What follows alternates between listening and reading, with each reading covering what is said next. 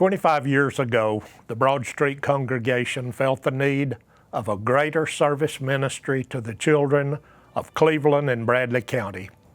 This came as a result of their love and concern for the well-being of those children. Our love and care for our future generations compels us to help prepare our children for happy, productive lives by educating them academically, socially, and relationally. Proverbs 22nd chapter, 3rd verse says, "Prudent people foresee dangers and obstacles ahead and take precautions. The simpleton goes blindly on and suffers the consequences." Hopefully we adults, like Solomon did, gain some wisdom and life skills as we navigate our journeys through life. The best way we can prepare our children for their journey is by educating them and be an example of the traits of successful living.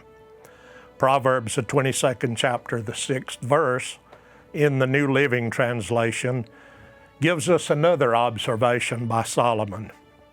"Teach your children to choose the right path in life, and when they are older, they will return to it and remain on it." Our belief and trust in this concept causes us to dedicate our lives to teaching our children by word and by example these effective life skills. Today in our society and world, we are saddened and disappointed by the aggressive attitudes and inflammatory political rhetoric that surrounds us every day.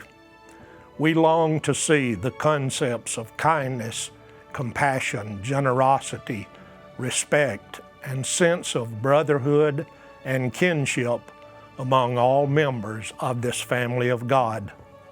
Our most effective tool in promoting a kinder, gentler, respectful, compassionate, generous world is by our example in living out those concepts in the view of young people around us.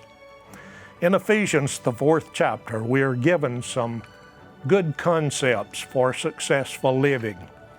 In the 28th verse, it says, "Use your hands for honest work and then give generously to others in need. Don't use foul or abusive language. Let everything you say be good and helpful, so that your words will be an encouragement to those who hear them. And do not bring sorrow to God by the way you live. Remember, He's the one who has identified you as His own children. Get rid of bitterness, rage, anger, harsh words, and slander, as well as all types of malicious behavior. Instead, be kind to each other, tender-hearted, forgiving one another just as God through Christ has forgiven you." Recently, the devastation of Hurricane Helene to our neighbors in North Carolina, Upper East Tennessee, and our nation have given us an opportunity to teach by example. Last Sunday, the staff, the advisory board, and volunteers at Unity Center saw an opportunity to teach those concepts to the 110 children who come there every week.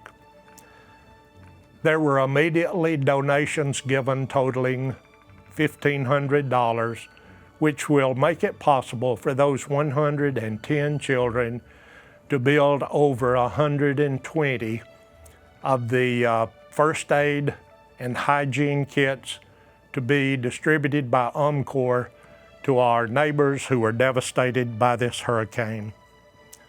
If you feel a need to do something good in your life and help change the world, it's always possible to give gifts for the operational expenses at Unity Center. And also an opportunity to volunteer. Last year we had over 150 people who volunteered their time in the services at Unity Center. Thank you.